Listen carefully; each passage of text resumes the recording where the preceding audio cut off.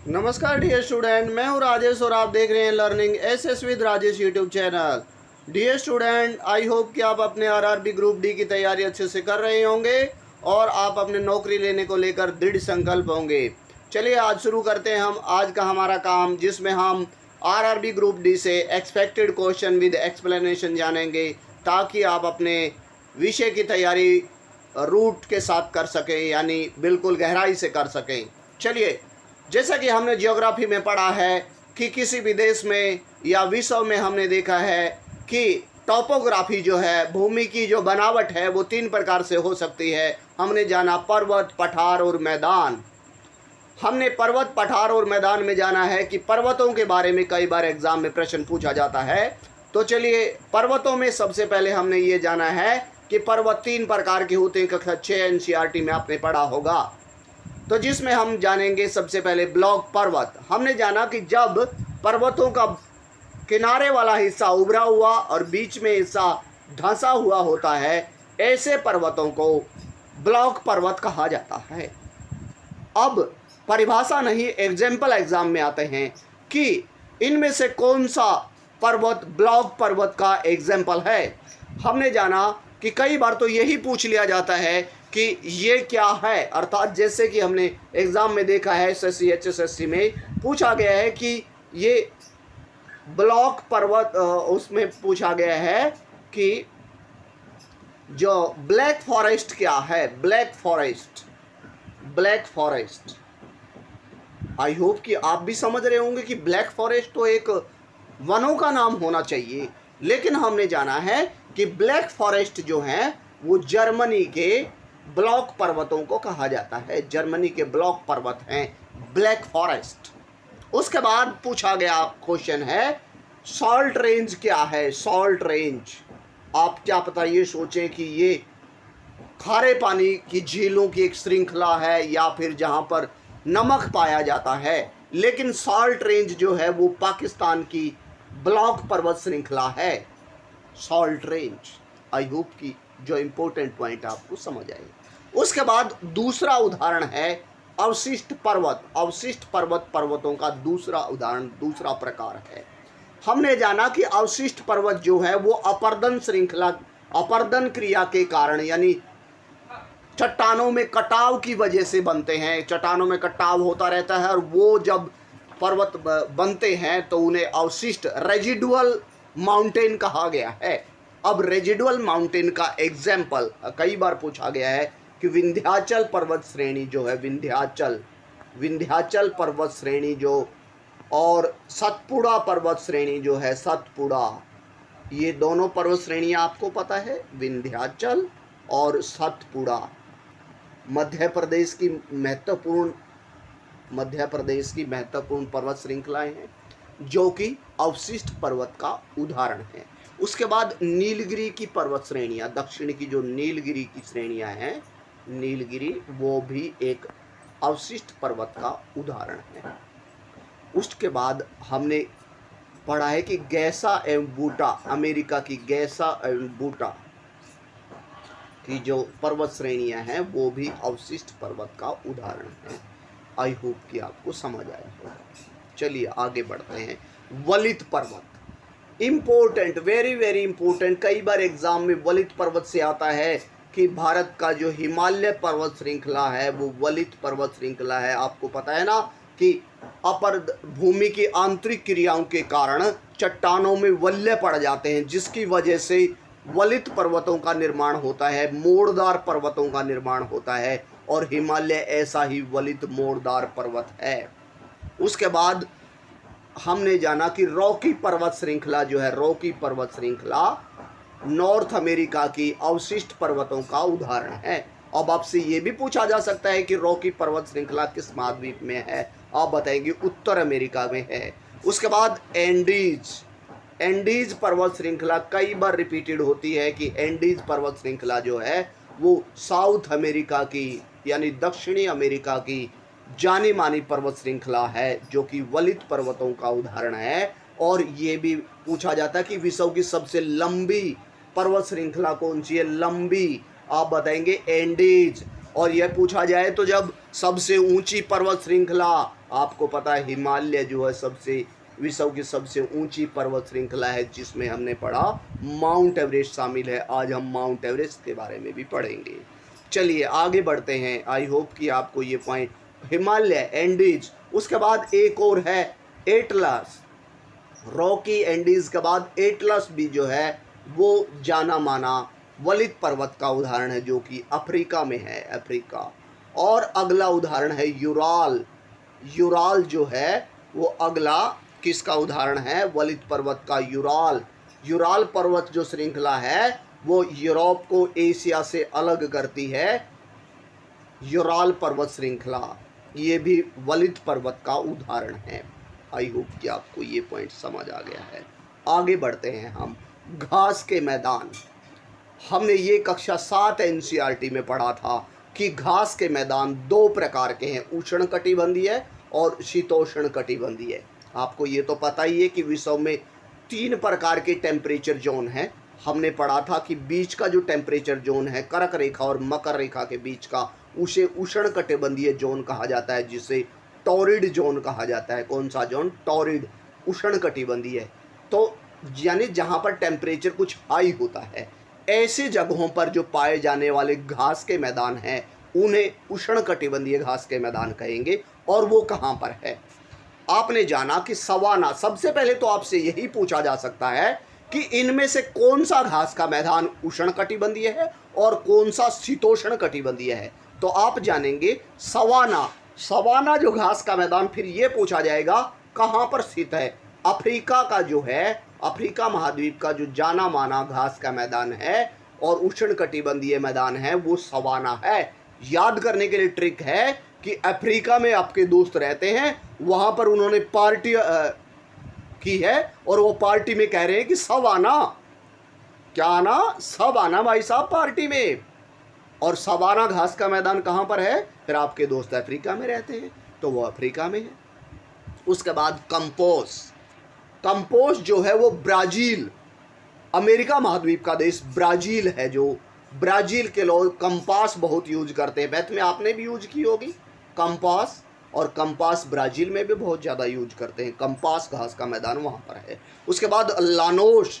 Llanos जो है Venezuela, Venezuela जो है, वेनेजुएला का घास का मैदान क्या कहलाता है? वेनेजुएला का लानोस। कई बार एग्जाम में पूछा गया है। आई होप कि आपको ये लर्न हो जाएगा। उसके बाद शीतोष्ण घास का मैदान, प्रेरी को कौन नहीं जानता है? प्रेरी, विश्व की गेहूं की टोकरी, जो प्रेरी घास के मैदान। उत्तर अमेरिका के घास के मैदान, अमेरिका और कनाडा के, अमेरिका और कनाडा के जो घास के मैदान, यानी उत्तर अमेरिका के घास के मैदानों को प्रेरी कहा जाता है। ये कई बार एग्जाम में रिपीटेड क्वेश्चन है। उसके बाद अगला और जाना माना घास का मैदान है वेल्ड। अब पहला तो यही पूछा जाएगा कि वेल्ड घास का मैदान कैसा है, उष्णकटिबंधीय या शीतोष्ण? आप बताएंगे शीतोष्ण। और वेल्ड जो है वो दक्षिण अफ्रीका। आपने पढ़ा था सवाना तो पूरे अफ्रीका महाद्वीप में फैले हुए घास के मैदान है, जबकि वेल्ड जो है वो दक्षिण अफ्रीका के घास के मैदान है, वेल्ड। अब आपको पता है ना कि अफ्रीका की जो पिचें हैं वो बड़ी तेज़ हैं, बॉलिंग बहुत तेज़ होती है, उनमें फास्ट आती है। तो आप अगर वहाँ पे अच्छे से नहीं खेलोगे तो बोल्ड हो जाओगे। बोल्ड, बोल्ड से आप वेल्ड बना सकते हैं। वेल्ड कहाँ पर है? दक्षिण अफ्रीका के घास के मैदानों को कहा जाता है। उसके बाद अगला और इम्पोर्टेंट घास का मैदान जो है वो आपने पढ़ा है स्टेपी। स्टेपी, मध्य एशिया के घास के मैदानों को स्टेपी कहा जाता है। मध्य एशिया के घास के मैदान, चीन, मंचूरिया, रूस आदि में ये स्टेपी घास के मैदान है। कई बार ये वर्ड आपने पढ़ा होगा। उसके बाद अगला और जाना माना शीतोष्ण घास का मैदान डाउन्स। कौन सा है? डाउन्स, ऑस्ट्रेलिया में डाउन्स। ऑस्ट्रेलिया, आपको पता है ऑस्ट्रेलिया की भी पिचें बहुत तेज हैं। वहाँ पर कई बार तो इतनी उछली हुई गेंदें आती हैं कि बैट्समैन को डाउन होना पड़ता है, नहीं तो मुंह पे भी लग सकती है, यानी डाउन होना पड़ता है। डाउन घास के मैदान अफ्रीका में है। मुझे पूरा विश्वास है कि आप सेशन को एंजॉय कर रहे हैं और लर्न कर रहे हैं। चलिए आगे बढ़ते हैं। एशिया की स्थिति, महाद्वीपों में हम सब के बारे में हर रोज़ जिक्र करेंगे। आज हम एशिया की स्थिति के बारे में जानेंगे। एग्ज़ाम में पूछा है, यहाँ पर एशिया है और एशिया जो है उसके ऊपर आर्कटिक महासागर है, यानी ऊपर कौन सी दिशा? उत्तर। आपसे पूछा जाएगा, कंफ्यूजिंग क्वेश्चन पूछा जाएगा, वह कौन सा महाद्वीप है जिसके उत्तर में आर्कटिक महासागर, पूर्व में प्रशांत महासागर, पश्चिम में यूराल पर्वत श्रृंखला। अभी हमने पढ़ा था कि यूराल पर्वत श्रृंखला एशिया और यूरोप को अलग करने वाली है, दोनों में है यूराल। और कैसे हैं वो? वलित पर्वत हैं, अभी पढ़ा था हमने। कैस्पियन सागर और भूमध्य सागर इसके पश्चिम में पड़ते हैं और दक्षिण में आपको पता ही है, भारत का भूगोल में आपने हिंद महासागर है। अब आई होप कि आपको एशिया की स्थिति वाला पॉइंट 4 प्रकार से याद हो गया है। पहला, इसके उत्तर में आर्कटिक। कौन सा महाद्वीप है जिसके पूर्व में यानी प्रशांत महासागर है? एशिया। दक्षिण में हिंद महासागर है, एशिया। और ये तो बहुत टिपिकल क्वेश्चन है, पूछा जाएगा इनमें से कौन सा सागर या पर्वत जो है वो एशिया और यूरोप के बीच में नहीं है। तो आपने पढ़ा कि यूराल, कैस्पियन सागर, भूमध्य सागर एशिया और यूरोप के बीच में आता है, पश्चिम में। आई होप कि आपको समझ आ गया। आगे बढ़ते हैं। अब आगे है कि एशिया और अफ्रीका के बारे में। एशिया और अफ्रीका को अलग करने वाली नहर जो है वो स्वेज नहर है। कई बार एग्जाम में पूछा गया है कि एशिया और अफ्रीका, और एक सागर भी पूछा जाता है, लाल सागर। इनके बीच में एक सागर है, लाल सागर। लाल सागर, इनमें से कौन सा सागर या कौन सी नहर है जो एशिया को अफ्रीका से अलग करती है? तो आपको पता, लाल सागर और स्वेज नहर। आगे बढ़ते हैं हम। Mount Everest. आपको पता है कि माउंट एवरेस्ट जो है वो महानिरीक्षक, भारत के महानिरीक्षक तत्कालीन एवरेस्ट के नाम पर रखी गई है, माउंट एवरेस्ट। और इससे पहले इसे चोटी 15 कहा जाता था, आपने पढ़ा होगा। अब माउंट एवरेस्ट जो है वो दुनिया की सबसे ऊंची चोटी है। अगला पॉइंट आता है कि ये किस हिमालय में है? आपने पढ़ा था, मैंने एक दिन बताया था, नेपाल हिमालय। नेपाल हिमालय, नेपाल हिमालय में है।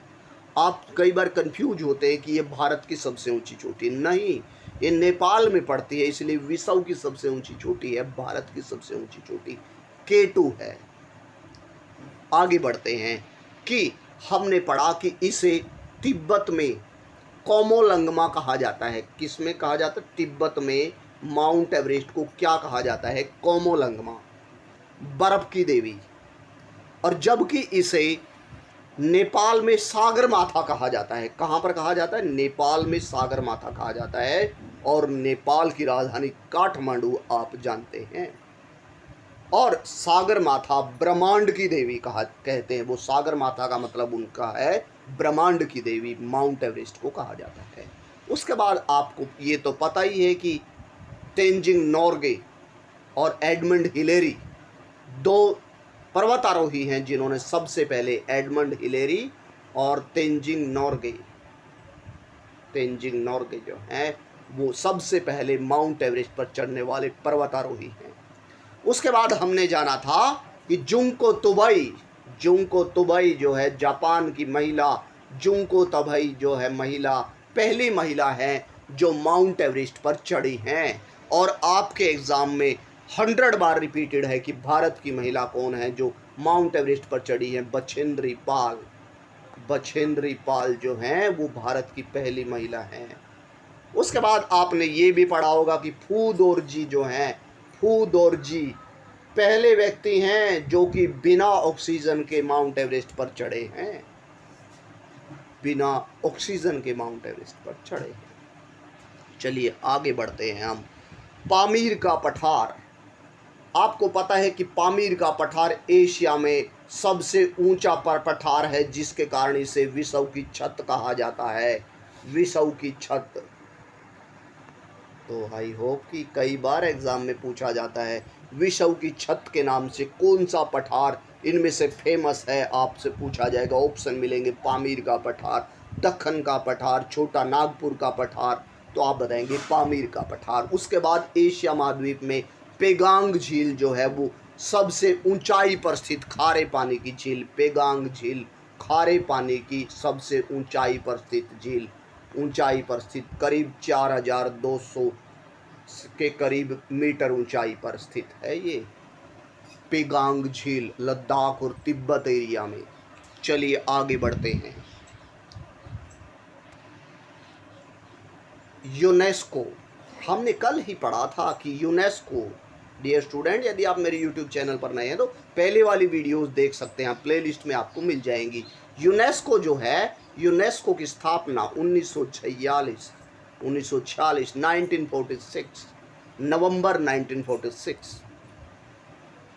उसके बाद 1946 में इसकी स्थापना हुई। इसका मुख्यालय कहाँ पर है? कल ही पढ़ा था हमने, पेरिस, फ्रांस की राजधानी पेरिस में यूनेस्को। तो यूनिसेफ का मुख्यालय कहाँ पर है? कल ही पढ़ा था हमने कि यूनिसेफ का जो मुख्यालय है न्यूयॉर्क में है, पढ़ा था, न्यूयॉर्क सेफ नहीं है। चलिए आगे बढ़ते हैं। यूनेस्को के बारे में आपने जाना। उसके बाद हम आज जानेंगे कि यूनेस्को की सूची में, विश्व जो विरासत स्थल हैं उनकी सूची में भारत के निम्न स्थानों को कब शामिल किया गया। डेट भी आती है एग्जाम में कि कब शामिल किया गया। अजंता और एलोरा को 1983 में शामिल किया गया, और कल ही हमने पढ़ा था अजंता एलोरा की गुफाएं महाराष्ट्र में हैं, औरंगाबाद में हैं, कल हमने पढ़ा था। उसके बाद सूर्य मंदिर, कोणार्क का सूर्य मंदिर हमने पढ़ा है, कोणार्क का सूर्य मंदिर उड़ीसा में।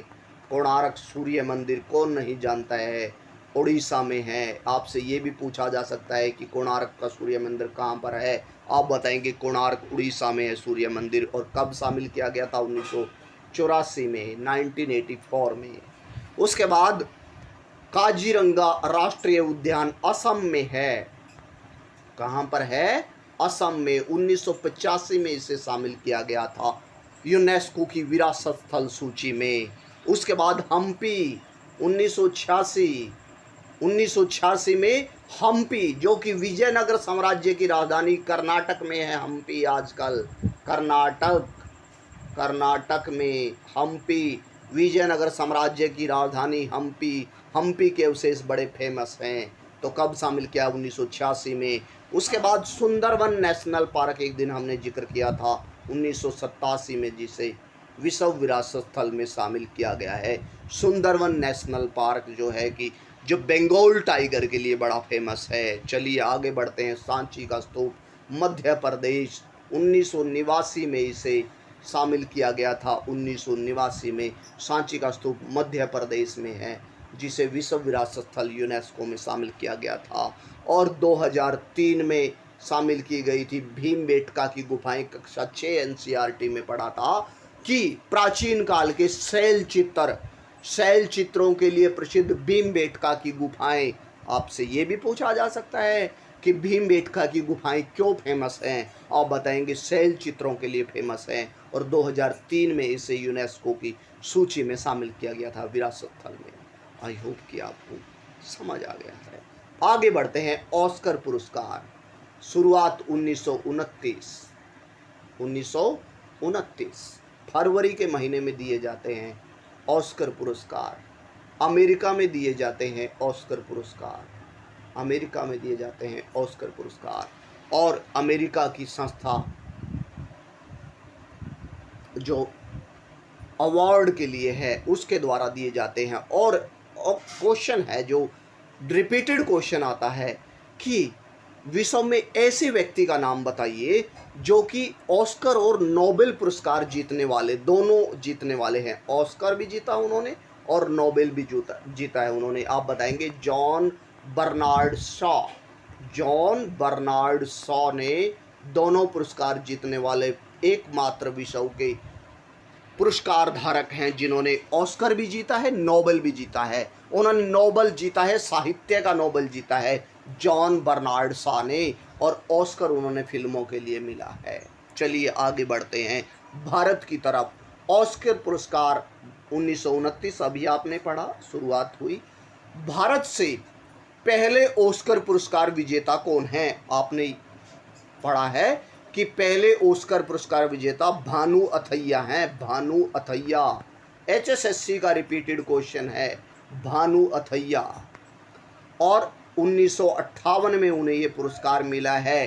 किस फिल्म के लिए? गांधी फिल्म में कॉस्ट्यूम डिजाइनिंग के लिए, गांधी फिल्म में कॉस्ट्यूम डिजाइन के लिए, कॉस्ट्यूम डिजाइनिंग के लिए भानु अथैया को ऑस्कर पुरस्कार मिला था। और उसके बाद अगला भारत का इंपॉर्टेंट सत्यजीत रे, सत्यजीत रे को लाइफ टाइम ऑस्कर की तरफ से लाइफ टाइम अचीवमेंट पुरस्कार मिला है, लाइफ टाइम अचीवमेंट पुरस्कार, ऑस्कर पुरस्कार मिला हुआ है सत्यजीत रे को।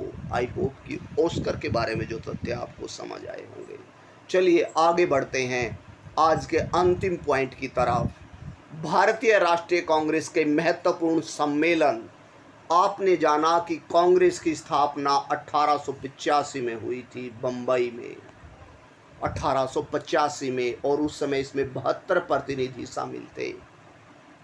अब पहला पॉइंट आता है कि पहला सम्मेलन कहां पर हुआ था। लगातार 4 सम्मेलन मैंने ट्रिक आपके लिए बनाई है, BKME,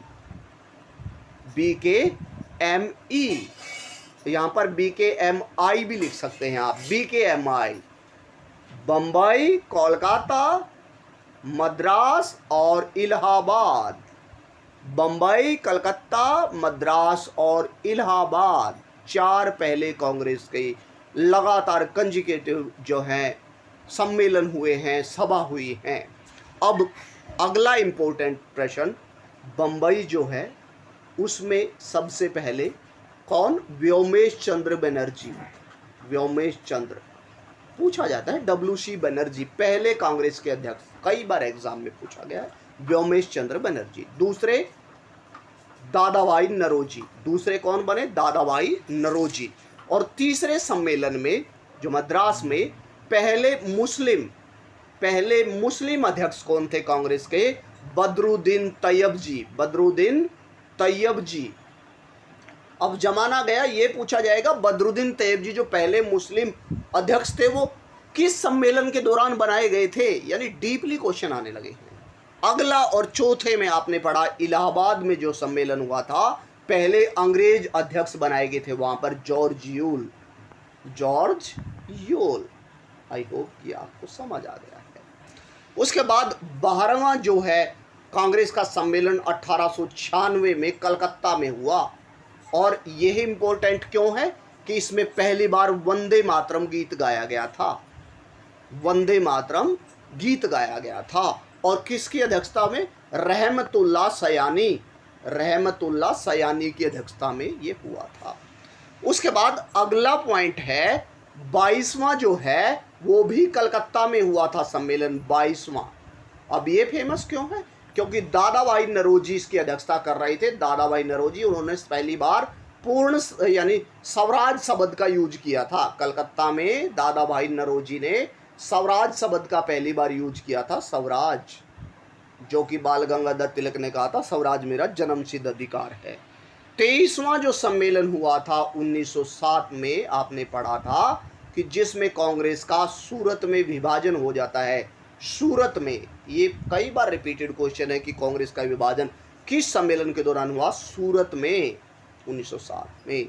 ये क्यों फेमस है? क्योंकि इसमें कांग्रेस का विभाजन हुआ था। और 27वां क्यों फेमस है? 1911 में ये सम्मेलन भी कलकत्ता में हुआ था। और इसमें क्या हुआ था? पहली बार जनगण मन, भारत का नेशनल एंथम जनगण मन गाया गया था, जनगण मन। इसलिए, और इसकी अध्यक्षता कौन कर रहे थे? विश्व नारायण धर इसकी अध्यक्षता कर रहे थे, इस सम्मेलन की अध्यक्षता कर रहे थे। आई होप कि आज का सेशन आपको अच्छा लगा होगा, सभी पॉइंट क्लियर हुए होंगे। यदि आप मेरे यूट्यूब चैनल पर नए हैं तो please subscribe the channel, like and share also. Thank you and have a nice day. जय हिंद, जय भारत।